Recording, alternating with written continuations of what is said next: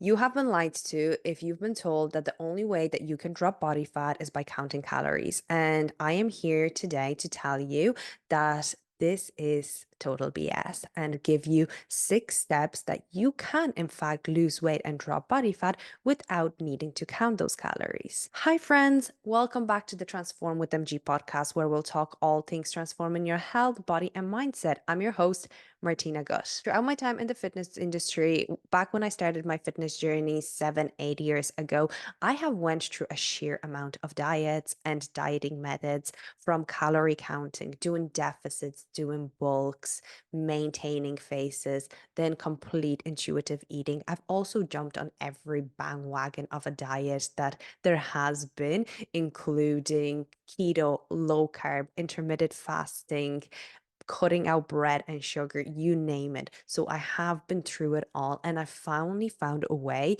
of eating that is sustainable and maintainable, that allows me to keep a body composition that I am proud and happy of, and also have learned the metrics that are involved in dropping body fat or putting on body fat, putting on muscle. And when it comes to shredding body fat, that's just rooted down in a core fundamental principle, which is a calorie deficit. Essentially, if you eat less calories than you're burning, you're going to drop body fat. How you achieve that deficit is really a matter of preferences. And this is the reason why all diets work. Low fat, keto, intermittent fasting, and Atkins, they can all be effective. There's no magic pill to them because they're on the same team, guiding you to eating less than you're burning. And yes, while all these diets essentially lead to weight loss, they aren't a sustainable method of looking at your diet long term. And they're like an overdramatic friend that likes to make everything a bit complicated and create a toxic relationship with food. In today's fitness world, calorie tracking is betrayed as the be all end all. Everyone is cheering for it, and sure, it has its perks. I am definitely not against it because it has helped me to gain more understanding around foods. It also gave me more awareness of my eating habits. It is a tool that I will use with clients, especially once, so that they have like a sheer understanding of how nutrition really works. But it is not the only solution. It's more like a sidekick, useful in a pinch, but not essential long term. And even if I do put my clients through tracking, I don't get them to track forever. I always instill in them that this is just a tool that we're going to utilize to give you a bigger understanding of nutrition principles, because knowledge is key. But once you go through that, then it isn't really necessary. And to be honest, it's not necessary when you're starting out, because if all you're doing is adhering to numbers, you're going to miss the bigger picture. And that is actually eating quality, nutrient dense foods that's going to ultimately give you loads of energy and be at your best health. And look, then there's also other people for which calorie counting will absolutely not work. And that is people that possibly get a bit too obsessive about it, and it leads them down into like disordered eating patterns. Essentially, what I'm trying to get to is that calorie tracking is a tool, can be a useful tool for many people, not a long term tool. And essentially, you need a way of eating that is going to help you get results without it. And this what this episode is all for. So whether you've tried calorie counting before and it wasn't something that worked for you, you're doing it currently but want to move away from it, or you're only starting out and you're not really sure on how to go about losing body fat, and you really find those tracking apps complicated, I am here to tell you that you can achieve fat loss without needing to track calories. So let's break it down, shall we? I've actually recently put that to test. And last year, just at the end of last year, I decided to lean out slightly. But I was living in Bali. I was eating out for almost every single one of my meals. The only thing that I really cooked was breakfast, and that was super simple. scrambled eggs and fruit. So there wasn't actually that much cooking involved. Besides that, I was just eating out for my lunch, for my dinner, for snacks and whatnot.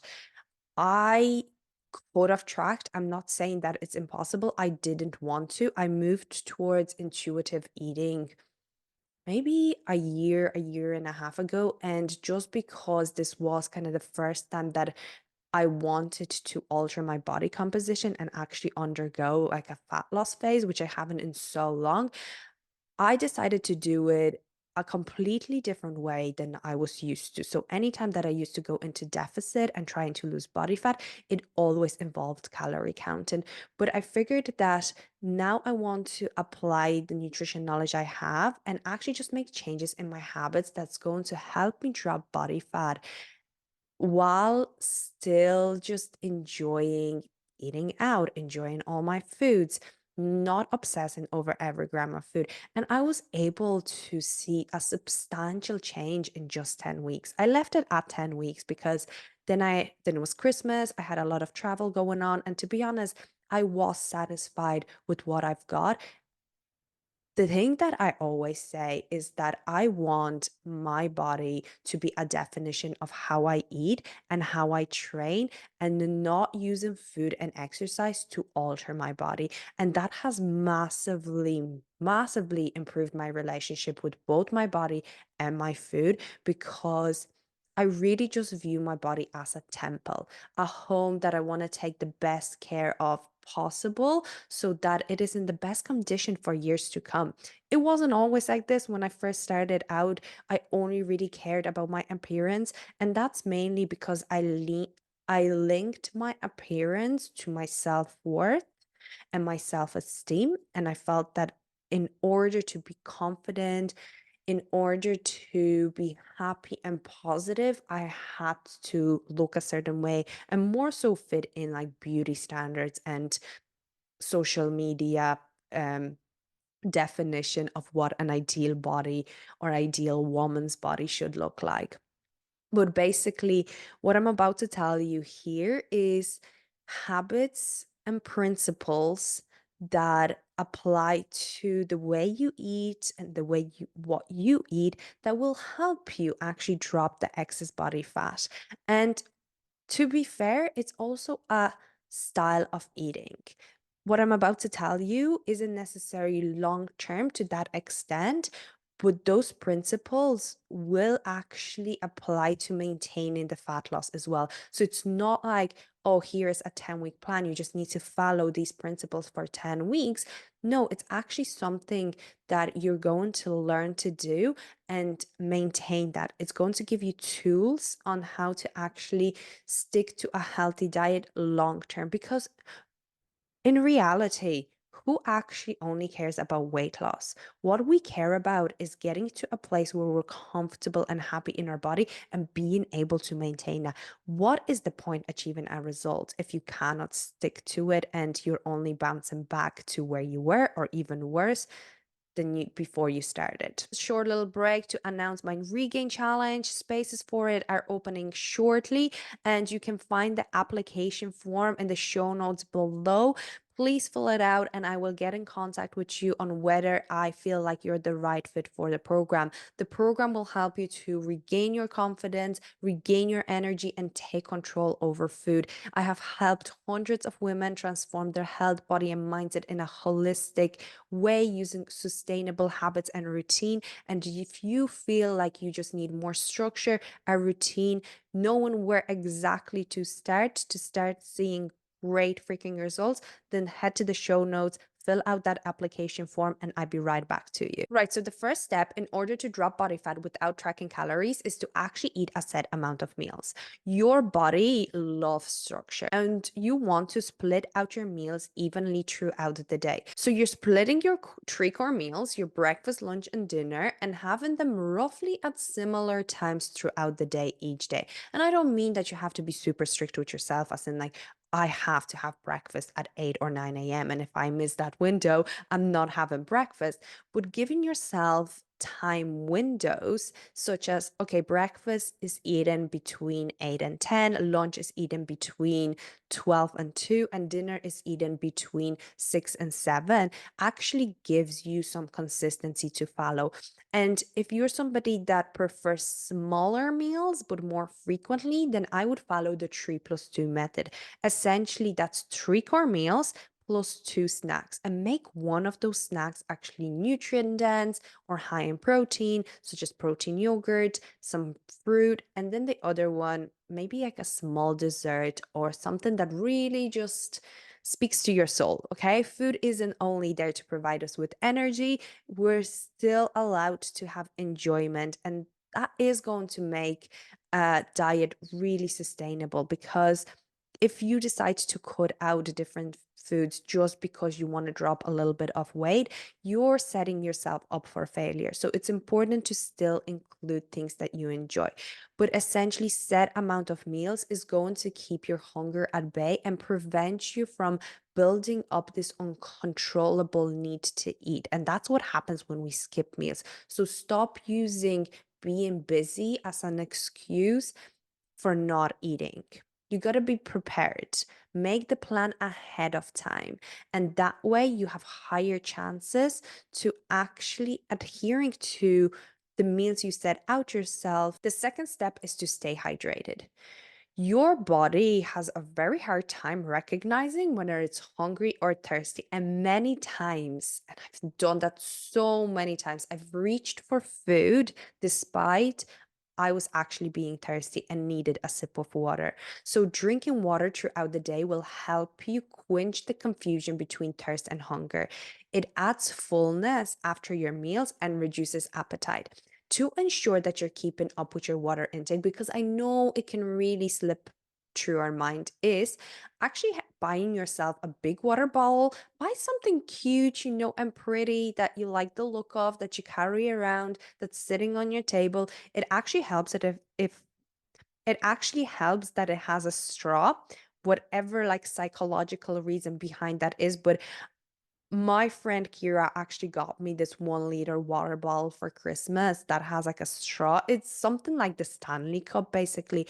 And whenever I'm in my office working, I always have that refilled.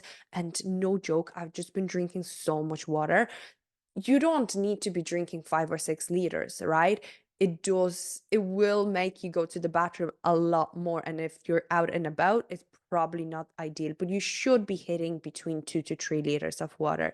Another hack is to have a glass of water sitting at your bedside locker for when you wake up. Our bodies are the most dehydrated after a night of sleep. So, having that water right on your bedside locker means that you can just chuck it the minute you wake up and you're already hydrating yourself from the get go. The second tip to staying hydrated is to pair a glass of water with every single time you eat something. So, anytime you're thinking of eating, you're always thinking of drinking. So, those tips will actually help you staying hydrated. But being hydrated not only like distinguishes between hunger and thirst, which in the long run prevents you from overeating, but it also prevents things like migraines and helps you to focus. So don't sleep on staying hydrated. While it sounds so simple and so irrelevant to fat loss, it's actually a huge contributor to why people tend to overeat. Third step to drop body fat without tracking calories is to remove distractions. All right. You might relate to this. I know I massively relate to that, right? Whenever I'm like watching a movie, watching TV, and I'm feeling a bit peckish, and I decide to go to the cupboard and see what's there, right? I find a packet of Oreos, I grab them, sit on the couch. Literally within a blink of an eye, that whole packet is gone. And then I'm just sitting there wondering, like, how the hell did that happen? Next minute, I'm just feeling sick because I'm overly full. It takes some time for our brains to register that we've actually got to the point of satiety. So, contrary to popular belief, we as humans are very terrible at multitasking. Our brains can only focus on one thing at a time. So when you focus on eating while binge watching TV, or you're glued to your laptop scrolling through your social media, you're not actually tuned into your body's fullness and satisfaction signals. Right. So if you want to regain control over your eating and prevent yourself from mindlessly snacking, eating way more than intended, remove all the distractions. When you're having your meal, just take 5 to 10 minutes out of your day and sit down at a kitchen table and just eat that meal. Put the phone away, put it in a different room, turn off the TV, and by all means, don't go grabbing a full packet or family pack of treats and sit down on your couch. If you really want like a dessert or you want a snack, portion control it. Put it out on a plate, put it on a bowl, and then sit with it. But honestly, just not eating while you're multitasking is a hack to prevent yourself from overeating.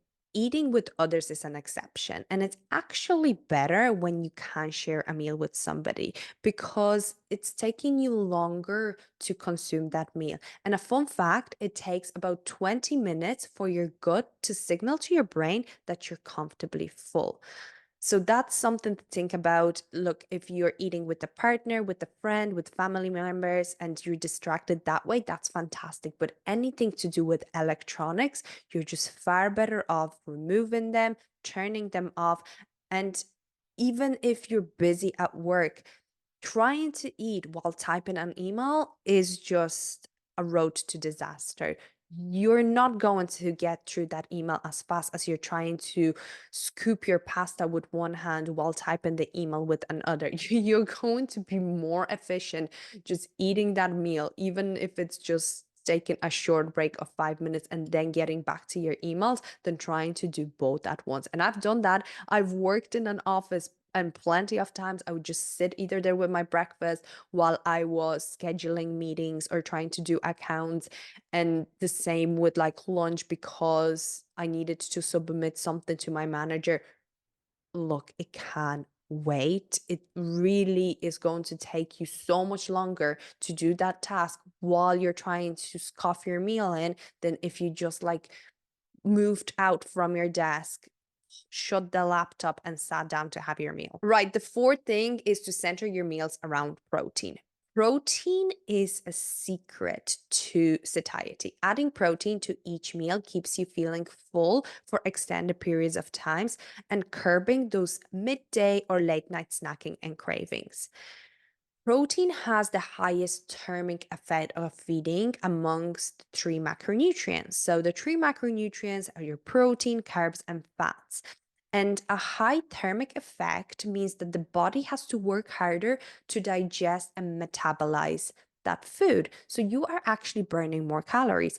Therefore, when you consume more protein, you are burning more trying to digest that protein. Protein also helps preserve lean body mass when you're trying to lose weight, even when calories are restricted and when you're in a calorie deficit. So, when you are losing body fat, when you're dropping weight, it's bound to happen that you're also going to lose some muscle, but how you're going to preserve that is actually having high protein meals. And you want to preserve as much muscle as possible because you don't want to end up what they call quote unquote skinny fat. You actually want to drop body fat and look toned, more defined. So, having protein is going to preserve as much of that as possible. And when I say protein, often people associate that with, being jacked and like for bodybuilders and males. And in fact, like there's so many women that eat way too little protein. Research has shown that majority of women consume 50 grams of protein or less a day, which is far too low, especially when we age. And now I'm going off on a tangent that has completely nothing to do with fat loss, but I think hammering in on why protein is important, not only for fat loss, is important. But as we age, we lose muscle. So having adequate amount of them is really important. But when we are talking about fat loss, when you're building your meals and you're starting with protein first, you're guaranteeing yourself that you're going to be kept fuller for longer and minimizing the need to be snacking in between meals. And it's those sneaky snacks, those mindless bites and mindless eating in between our core meals. It's what often piles up and accumulates a lot of unwanted calories and then prevents us from actually losing that body fat. So, some sources of high quality protein include eggs, chicken breast, salmon, steak, turkey mince, Greek yogurt, tofu, chickpeas. So, this is only like a short list. There's plenty of more that there is, but to even break it down further for you, let's look at three core meals, okay? Breakfast, lunch, and dinner. When you have breakfast, what could you start off with to ensure that you're having a high protein breakfast? Well, if you're a savory gal, which I am currently, I used to love my bowl of oats, but currently I switched over to eggs. So there we go. Eggs is my primary source of protein. You could have something like a bagel with bacon medallions and with eggs. There you go. If you are more of a sweet person, you could opt for Greek yogurt with some berries and nuts, or you could opt for overnight oats. You'll add in some milk, yogurt, chia seeds, oats, even some protein powder. It's not a necessity. You're getting protein from the milk and yogurt, but it will bump it up in the fridge overnight. Perfection. Then you can top it with some fruits and whatever else you desire. When we're looking at lunch, putting a meal together, which starts off with protein. For example, I would choose a palm size chicken breast, and then I'm looking at other things like adding in veggies, adding in carbs, adding in fats to make it more balanced. So that palm size portion of protein is my chicken breast. And then when I'm looking at dinner, again, I'm starting with protein. I'm going through like lean meats, fish, seafood. What could I pick? Okay, say I'm gonna go for fillet of salmon, again, about palm-sized portion, and then I'm pairing it with other stuff. That's how you're going to prioritize protein, and it's important factor to keep in mind when you're trying to drop body fat. The fifth one is volume eating. And volume eating is a concept of adding low calorie and nutrient dense foods to your main meals to bulk them up and in turn increasing your portion sizes without necessarily adding too much calories. So, low volume foods contain more calories per gram, which means that a small amount of food provides a large number of calories. Some example of low calorie foods include high fats food like oil, nuts, cheese, high sugar foods like dried fruit or juices, maple syrup or honey. Now, they still have a role to play. I am not advocating that you're going to cut out high fat and low volume foods out of your diet. Please don't do that. If you're a female and you go too low on your fats, you're going to throw your hormones completely out of whack. So it's not a good strategy. And also, fats keep us fuller for longer. So it's important we keep them, okay? Please don't take it up the wrong way that I am saying that you should only opt for high volume foods. But you can bulk up your meals with high volume foods, which contain a lot of fiber and water and provide much fewer calories per gram. So, some examples of high volume foods include veggies, high fiber fruit like apple and berries, oatmeal, and eggs. When eaten in volume, high fiber and water foods keep you more full with fewer calories. Let me give you an example. If you are having porridge for breakfast, bulking it up with like berries, strawberries, blueberries, raspberries, they have, first of all, they're really high in antioxidants, which is great for your health. But second of all, they are very low in calorie and they can really bulk up your meals. Again, you're feeling like you're eating more, and the fiber is going to keep you fuller for longer. When it comes to making your lunch, you can opt for something like a stir fry.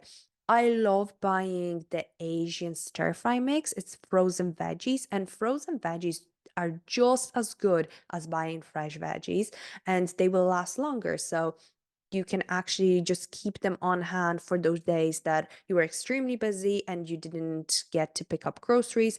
Or if you're like anything like me and it comes to Friday, your fridge is basically empty and you're scrambling to put a meal together. Having frozen veggies in the freezer is a really great hack for that. So frozen veggies, I be using like an Asian stir fry mix, and on the pan you can really bulk it up. I don't really pay attention to how much I'm having. The more veg I can have in my diet, the better. So you can bulk that up. You have your protein, then you adding loads, loads, loads veg, and then for dinner you can make a big salad. And by salad, I know some people are like, that's rapid food. I'm never full after a salad. Yes, if you eat a bowl of lettuce, you're not going to be full and you shouldn't be doing that. But you could have a big bowl of lettuce, tomato, cucumber, red onion, radish, and then you're going to be adding your protein source, maybe a tin of tuna to it. Then you're going to add some carbs, chopped up sweet potato, for example, and then some fats, avocado. But say if you just had the chicken, sweet potato, and avocado, it would literally be on a small plate. Whereas you could add a massive bowl, literally the size of your head, chop all the other ingredients into that salad bowl, and right away you have a meal which is the same amount of calories essentially as the one on the small plate. Obviously, it's not exactly. Vegetables still contain some calories, but it's a lot of them. Like lettuce and cucumber, there's about 10 calories in it. Okay. It's not the reason why you're not dropping body fat. So, volume eating is a really good hack that you can implement when you're trying to save up on calories and essentially sustain a calorie deficit. And the next step is to choose whole foods where possible. Whole foods are foods that look like they came from their natural source. They are minimally processed and have higher satiety levels because they are usually high protein and or high fiber. If you stick to mostly whole food choices like lean protein, so for example, your chicken breast, loads of vegetables, healthy fats, and then some healthy fats like sweet potato and whole grains, you will be so much fuller. You're going to be much fuller eating chicken breast than you're going to be eating a protein bar. And I am not saying that you should fear any foods that are packaged, but to be honest, ultra processed foods are highly palatable and extremely easy to overeat on. Think about it.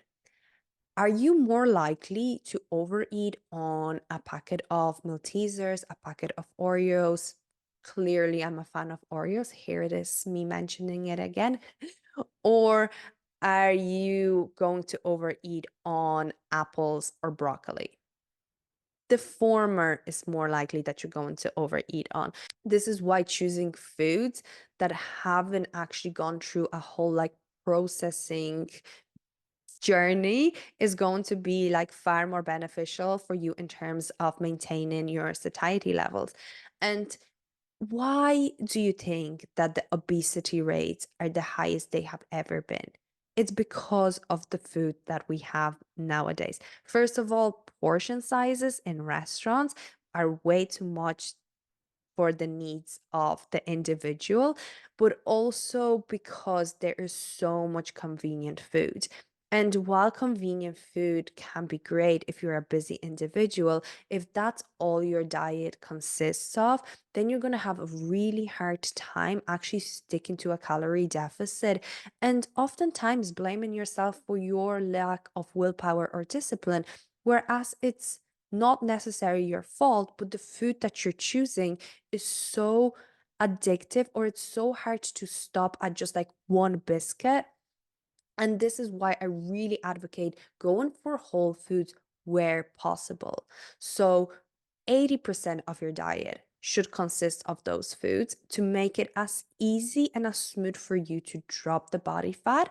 To work out whether a food is ultra processed, just look at the back of it. Look at the back of the packet. If it has more than 10 ingredients, and if majority of those ingredients you cannot even pronounce the name of or you've never heard before, then it's likely it's not the best food for you, okay? And look, I get it. Life is hectic. Like I mentioned, convenience is important, and obsessing about every natural source or like that that just isn't practical. But heading towards more of like a natural way of like consuming food is really going to help you with sticking to a calorie deficit. So here we have it. We have 6 steps in order to drop body fat without tracking those calories. So let's just recap, okay? So first of all, make sure that you're having a set amount of meals. The 3+2 method works really great. So you're focusing on eating every 3 to 4 hours or so to keep your hunger at bay and minimize the craving and snacking in between. Second thing is to stay hydrated. Carry a water bottle with you, have a glass of water from the minute you wake up and a glass of water with every single meal. Third of all is to eat without distractions. So to be present and mindful while you're having your meals because you're going to be more in tune with your hunger and satiety signals. Fourth thing is to center your meals around protein, as that's the most satiating out of the macronutrients. It also has the highest thermic effect of feeding, which means it burns more calories as you're digesting it, and it helps you preserve muscle. Fifth thing is volume eating, packing your meals with low calorie foods like veggies and fruit to really bulk them up and trick your mind to thinking that it's eating more than it is. And the sixth one is to choose whole foods as opposed to ultra processed foods whenever you can. Honestly, this is the exact framework that I followed just recently when I went through like my fat loss journey. You can like check it out on Instagram if you want to see their before and afters. And it's something that I tend to follow regardless. Obviously, I like turn it up and I'm more rigid when I am focusing on like leaning out slightly, but overall, it's sort of principles that I tend to follow to maintain my physique. Because, like I said at the start, it isn't about weight loss, it isn't about dropping body fat. It's actually your ability to be able to maintain that result. So, give this a go. I'd love to hear how you got on and whether that have helped you. I've also hope that you enjoyed this episode. If you did, then it really means the world to me if you hit the subscribe button, if you hit the follow button. And just to remind you as well, if you are looking to transform your health, body, and mindset, my regain challenge is up and running and spaces for it are opening soon. Make sure you hit the link in the show notes below, fill out the application form, and I will get back to you whether you are the right candidate for the challenge and for the program. Right. And I will see you in the next episode.